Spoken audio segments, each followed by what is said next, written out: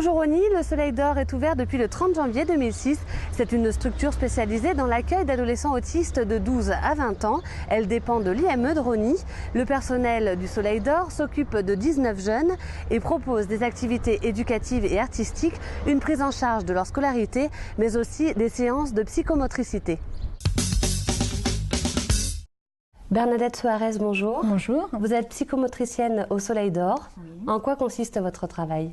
Alors, la psychomotricité, c'est une prise en charge spécifique qui est à la fois thérapeutique et rééducative. Donc, on intervient au niveau des fonctions psychologiques et physiologiques de l'enfant.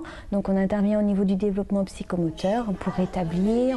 Alors comment ça se passe à une séance ? Alors une séance, donc avant la prise en charge de l'enfant, on fait un bilan psychomoteur. Donc on évalue les besoins de l'enfant en termes de psychomotricité. Donc on a un bilan psychomoteur qui évalue les différentes fonctions psychomotrices.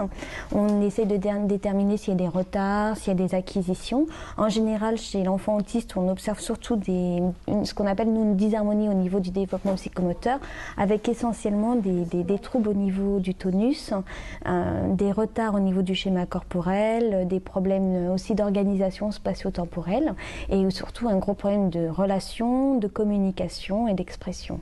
Donc là, on a une salle de psychomotricité avec du matériel plus moteur et puis on a aussi d'autres outils, ce qu'on appelle des outils, en fait d'autres médiateurs, donc qui sont aussi l'approche Snow-Zelen avec une salle à part.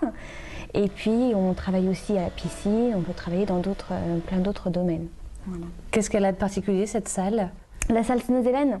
Donc la salle Snow-Zelen, c'est une salle multisensorielle. Donc c'est une salle où on propose une ambiance sensorielle. Donc le terme Snow-Zelen, c'est un néologisme, donc ça vient d'Hollande. C'est la contraction de deux mots, donc Snøfelen, qui veut dire flairer, sentir, et Dozelen, qui veut dire détente et bien-être. Donc c'est une pratique, on va dire une méthode qui s'est développée en Hollande pour les enfants polyhandicapés dans les années 80 et qui s'est peu à peu développée, qui est arrivée en France et qu'on commence aussi à proposer aux personnes autistes, puisqu'on a remarqué que chez l'enfant, enfin chez la personne autiste, qu'il y avait des particularités sensorielles, ce qui veut dire un petit peu qu'ils ont soit des canaux sensoriels dits préférentiels, donc ils ont des modes d'exploration du monde avec le canal visuel qui est préférentiel, donc ils sont plus attentifs à tout ce qui est visuel, ou alors bien au contraire des réactions à des bruits, donc une hyperacousie, des réactions à des bruits qui sont assez étonnantes, soit des bruits très forts, soit des bruits très faibles, et même aussi des réactions aux approches tactiles qui peuvent être quelquefois un peu déstabilisantes. Ils peuvent vivre le contact touché comme quelque chose d'intrusif ou mal réagir, de vivre ça de manière complètement différente de nous, et donc on essaye un petit peu de travailler tout ce qui est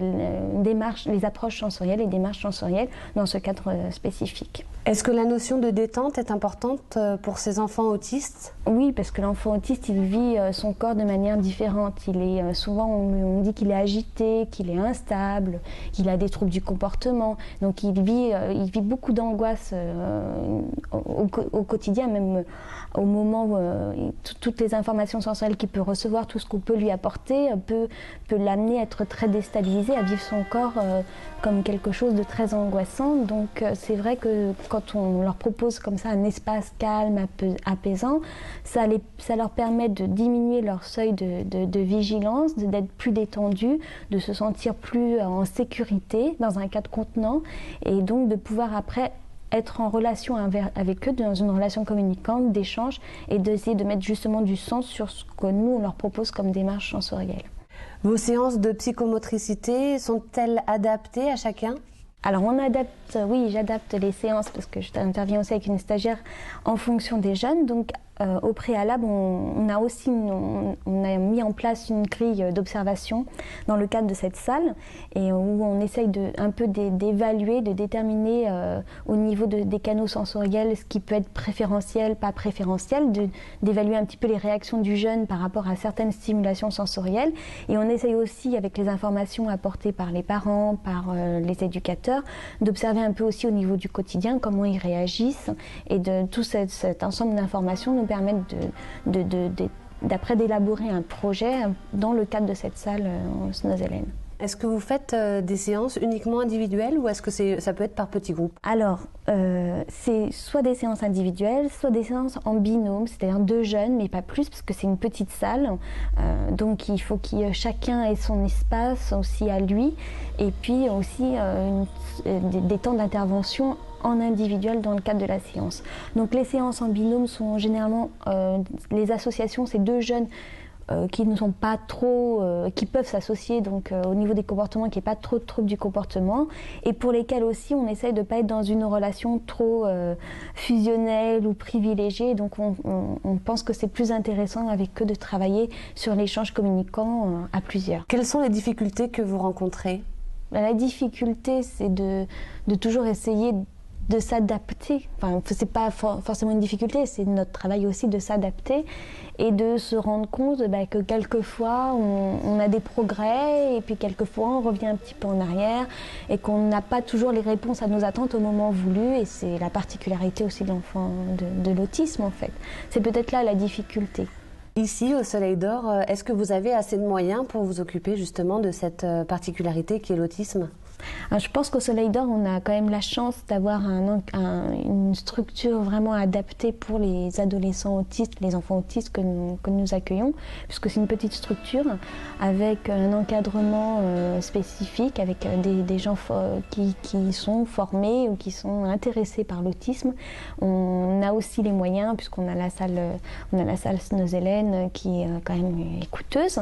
On a aussi la possibilité de faire du cirque aussi à l'extérieur, d'aller à la piscine, donc d'avoir aussi l'intervention d'une art thérapeute, d'avoir une institutrice à temps plein. Donc je pense qu'on a vraiment les moyens pour bien travailler et voilà. Ce qui nous manque, c'est une orthophoniste. Donc là, c'est un appel. Qu'est-ce qu'elle apporterait, l'orthophoniste? L'orthophoniste, c'est toutes les techniques au niveau de la rééducation, au niveau du langage, et puis au niveau de la communication, avoir un support en plus, une aide technique supplémentaire, oui, ça serait... Puis ça permettrait d'enrichir notre prise en charge pour avoir un avis différent. Et ça serait complètement complémentaire. Et c'est vrai que les enfants autistes, comme tous les autres enfants, ont encore plus besoin d'une orthophoniste. Avant l'ouverture, le Soleil d'Or affichait déjà complet, preuve que ce genre de structure est plus que nécessaire. Trop rare en France, elle commence doucement à se développer pour venir en aide aux parents de ces enfants autistes.